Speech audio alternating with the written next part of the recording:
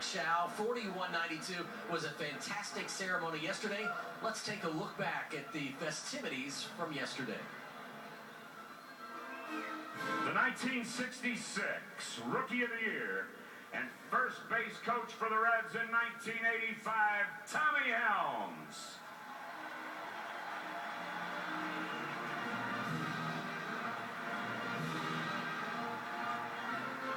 The owner of the only perfect game in Reds history, Tom Browning.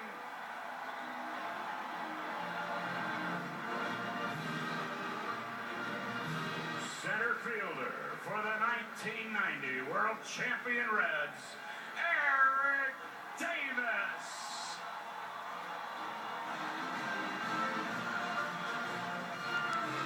The center fielder for the Big Red Machine, Cesar Geronimo.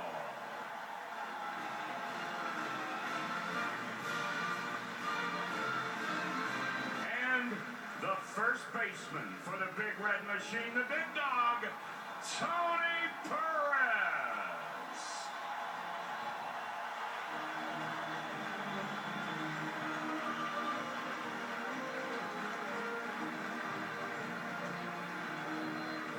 Fans, tonight we gather to celebrate one of the most historic accomplishments in Major League Baseball history. The journey to 4192 began on April 13th, 1963, with a triple against the Pittsburgh Pirates at Crosley Field. For the next 24 years, hits would be tallied and milestones would be passed, leading up to a moment that many baseball historians thought would never happen: the eclipsing of Ty Cobb's all-time hits record. As the 1985 season began, the man who would later be known as the Hit King stood just under 100 hits away from reaching Cobb's record. On September 8th at Chicago's Wrigley Field, he would tie the legendary Ty Cobb. And 3 nights later, exactly 25 years ago today, he stepped into the batter's box at Riverfront Stadium and provided fans across the nation with a moment they'll never forget. He levels the bat a couple of times. Shaw kicks and he fires. Rose swings. There it is! There it is! Get out! Get out! All right! Hit number 4192. A line drive single into left center field. A clean base hit. And it is pandemonium here at Riverfront Stadium. The fireworks exploding overhead. The Cincinnati dugout has emptied. The applause continues unabated. Rose completely encircled by his teammates at first base. Bobby Brown of the San Diego Padres coming all the way from the third base dugout to personally congratulate Pete Rose. And the kind of outpouring of adulation that I don't think you'll ever see an athlete get any more of. Pete being hoisted on the shoulders of a couple of his teammates. Just the memory of the people clapping is something that I would take to my grave. Well, first of all, I would like to thank our commissioner, Bud Selig, and of course, our great owner of the Cincinnati Reds, Bob Castellini, for making this night possible. And when I go back 25 years, there's a couple things that really stand out and will always stand out in my mind. And you have to understand that I played my whole career mostly in Cincinnati, that I think is the baseball capital of the world. It's where baseball started in 1869 and first night game in 1935, and just the best fans you could ever expect as a player. And you never know what to expect from fans, good, bad, or indifferent. And the reception they gave me when I got that hit is something that I wish everybody who's watching me talk right now could experience, because it's enough to get you through life, to be honest with you. Then, of course, the reaction of my teammates who came out and embraced me, because my whole career was surrounded by great teammates. And I'm just sorry that Joe was doing the game that night. Tony was on the field. I'm sorry that Johnny and Caesar and Kenny and George and Davey couldn't be there. Those are all guys that are members of the Big Red Machine. And then, of course, the reaction I had, it's something that went on in 9 minutes that I think the people of Cincinnati understand now, but they didn't at the time, was you kind of saw 3 generations of Pete Rose within 9 minutes. 1, me getting the hit. 2, my son coming out and embracing me. And 3, because of the ovation, gave me time to think about people that were really responsible for me being there. And the number 1 guy was my father, who was upstairs watching in heaven. So 3 generations of Pete Rose passed in front of the Cincinnati, great fans of Cincinnati in a 9-minute period of time.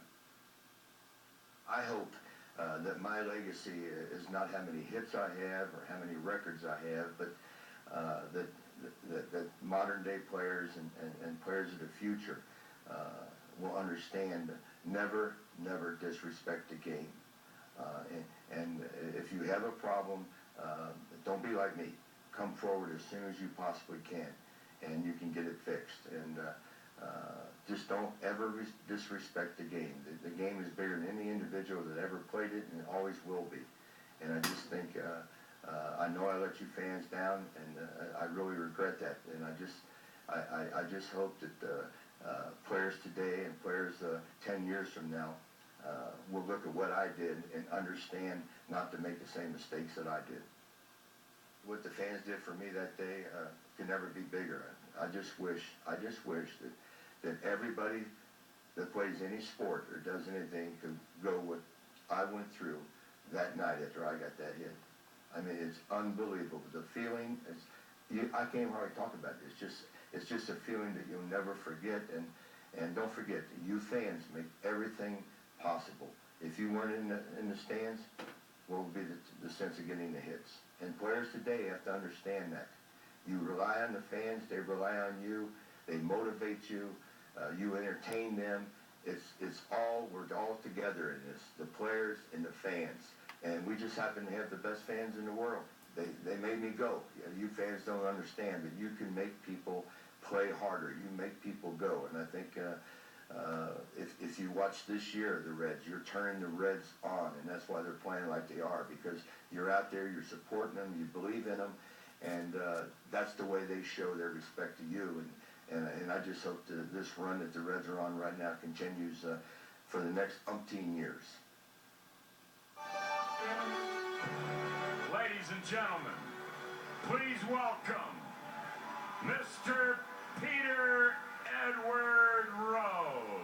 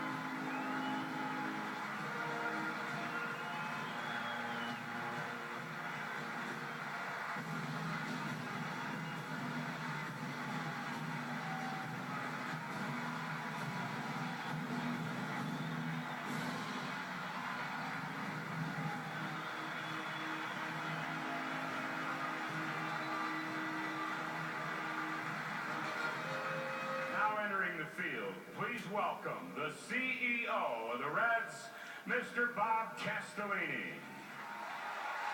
Mr. Castellini is carrying a very special gift for Pete to help commemorate tonight's 25th anniversary of the record-breaking 4,192nd hit of Pete's career.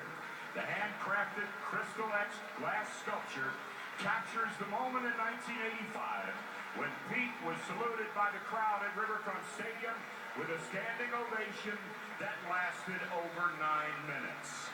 From that moment on, Pete Rose was referred to throughout the baseball world as the Hit King.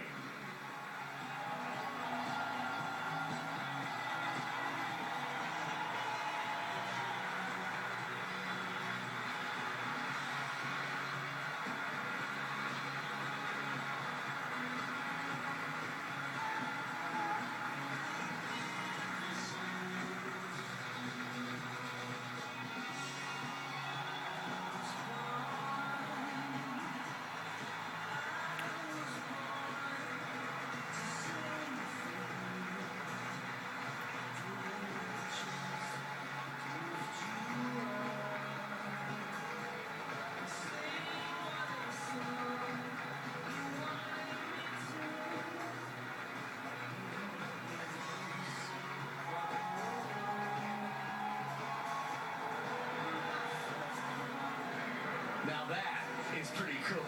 That was awesome. We've seen Pete in this stadium. It's been a long time since we've seen him in that Reds jersey and that number 14 and that winning smile.